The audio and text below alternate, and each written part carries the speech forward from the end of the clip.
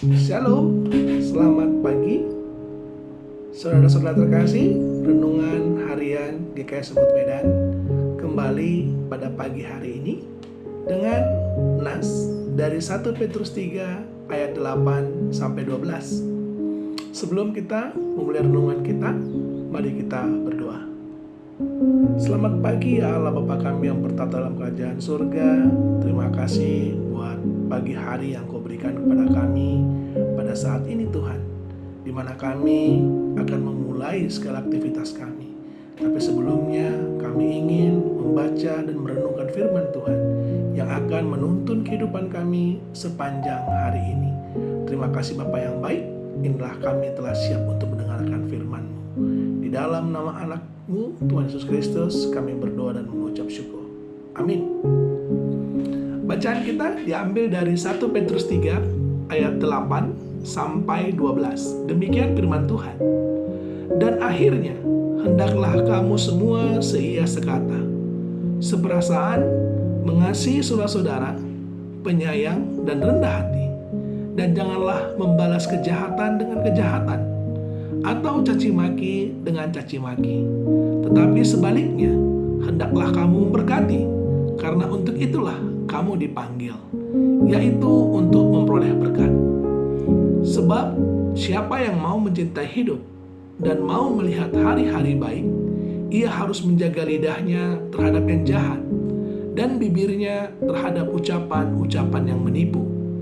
Ia harus menjauhi yang jahat dan melakukan yang baik. Ia harus mencari perdamaian dan berusaha mendapatkannya. Sebab mata Tuhan tertuju kepada orang-orang benar dan telinganya kepada permohonan mereka yang minta tolong. Tetapi wajah Tuhan menentang orang-orang yang berbuat jahat. Demikian bacaan nas kita.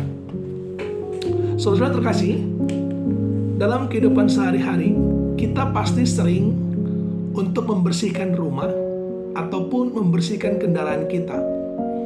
Tetapi pertanyaannya, seberapa sering kita mengevaluasi kebersihan hati kita?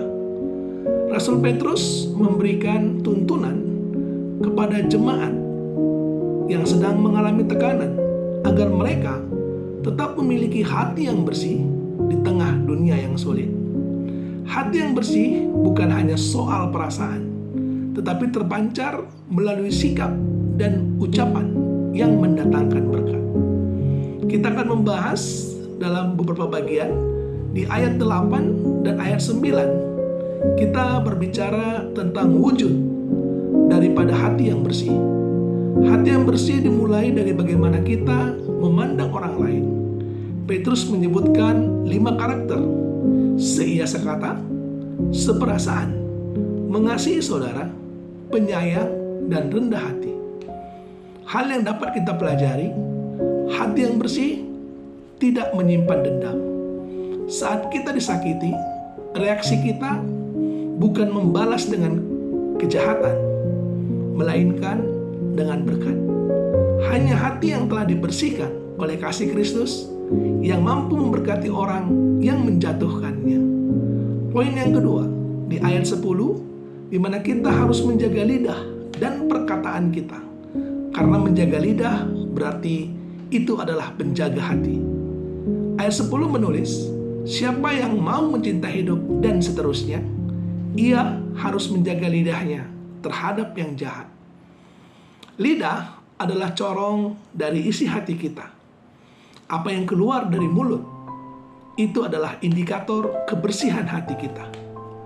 Hati yang kotor menghasilkan tipu daya dan fitnah. Hati yang bersih menghasilkan kata-kata yang membangun. Poin yang ketiga, di ayat yang ke-11, bagaimana kita di dalam tindakan nyata harus menjauhi kejahatan.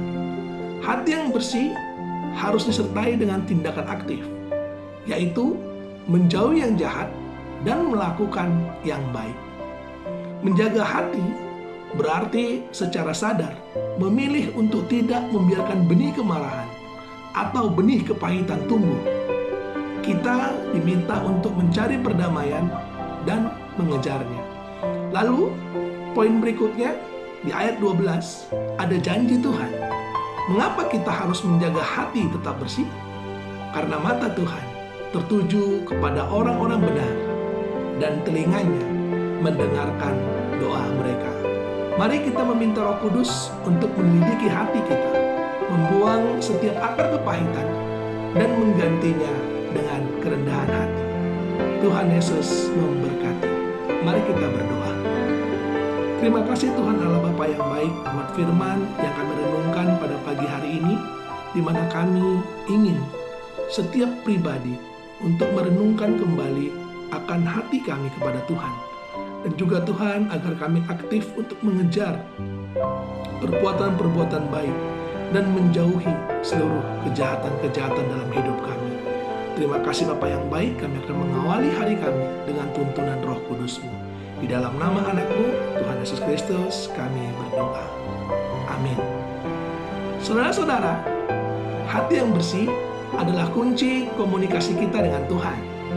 Jika kita ingin hidup senantiasa diberkati dan doa-doa kita didengar, mari kita periksa hati kita hari ini. Selamat pagi, selamat beraktivitas. Tuhan Yesus memberkati. Shalom.